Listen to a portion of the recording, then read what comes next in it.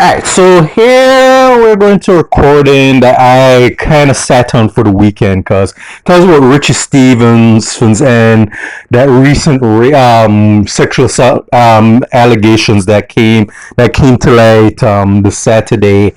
And the thing is about this, I was going to record this last night, but the thing is, I said, okay, let me just do some more research on it, namely that involves me watching the video of Richie Stephens and also of his accuser, some lady named Elaine Lim. And what played out is I listened to Elaine Lim's account of story that she basically said that her and Richie Stephens were part of his musical entourage when he's on tour.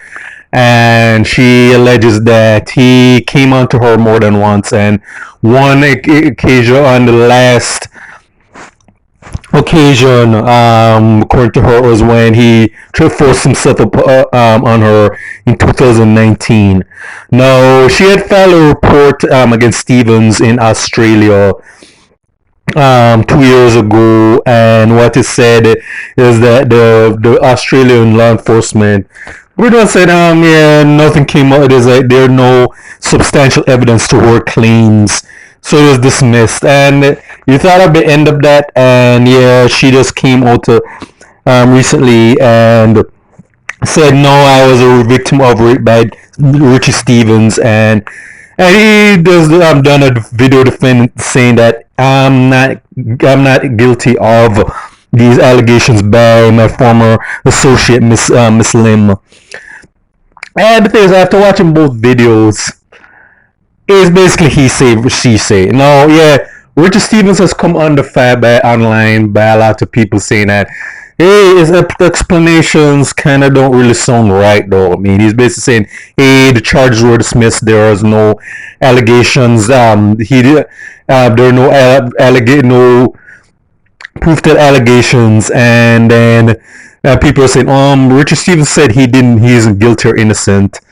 No, again, it's he say, she say, and we hear Elaine Lim's accounts and so forth. Again, it's just the same thing, because all I can conclude say is, first of all, this Richard Stephens pretty much is getting his Me Too moment. Whether or not he's guilty or innocent, that is what it is, because the other matter is I wasn't there at the time it happened, so I can't say who did what to who. And the thing is that I'm not going to jump on the bandwagon and say that, hey, let's burn Richard Stephens at the stake, that he is a marauding brute who can't keep his hands to himself, and that this poor unfortunate woman was indeed a victim of him.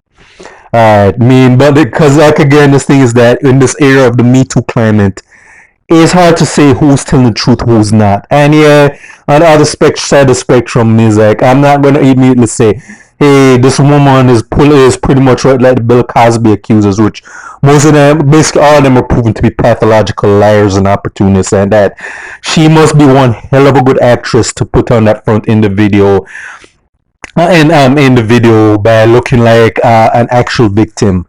So again, it's not really a case of me taking sides, but what do I speculate? Hey, something did happen between them, might happen between them.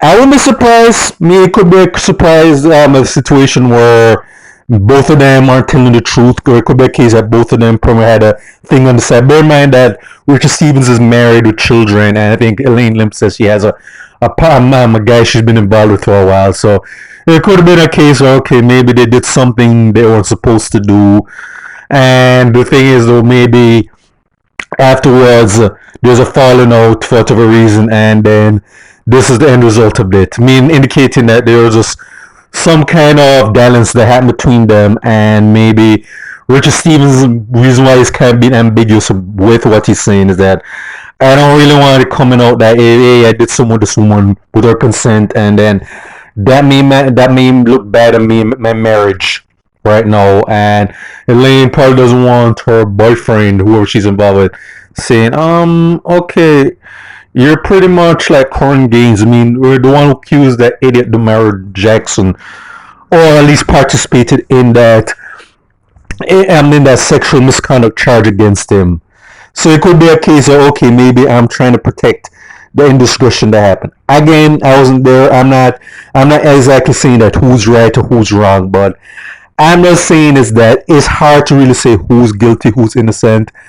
Alright, because yeah, we do know that yeah, there are men, unfortunately, in our streets who do violate and sexually assault women, and then they get protected and covered up. Nobody's disputing that. That's been going on from the dawn of civilization, where you've had men abusive, men who made other males look bad, who do have their wicked way with females without their consent, and then they are not punished or held accountable for it. But at the same time, you have to also bear in mind that you have women who can be very wicked and despiteful and vindictive and opportunistic, who lie on genuinely innocent men and get those men's lives and livelihoods destroyed. Again, Emmett Till, okay, for one of Brian Banks, Nate Parker, and I could go on, and even Bill Cosby.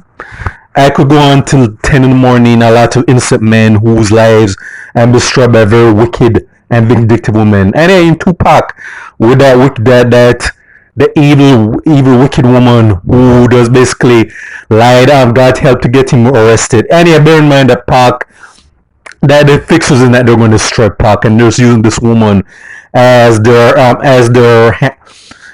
spearhead to stick it to Tupac. But the fact of the matter is, yeah, mad wicked evil men who do abuse women and do take advantage of them, and who do lie and are protected. At the same time, there's some wicked women who do lie on innocent men and are very good at playing victims, and they got a lot of men's lives destroyed.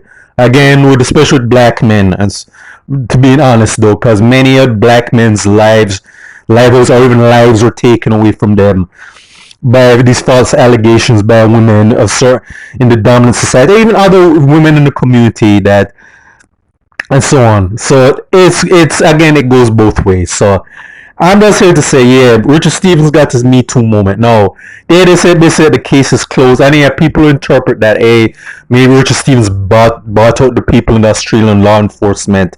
This is to rubbish to hand wave away whatever allegations may or may not be true. I don't know, or maybe it's a case where maybe he didn't do what he did, and this is the reason why this is going on.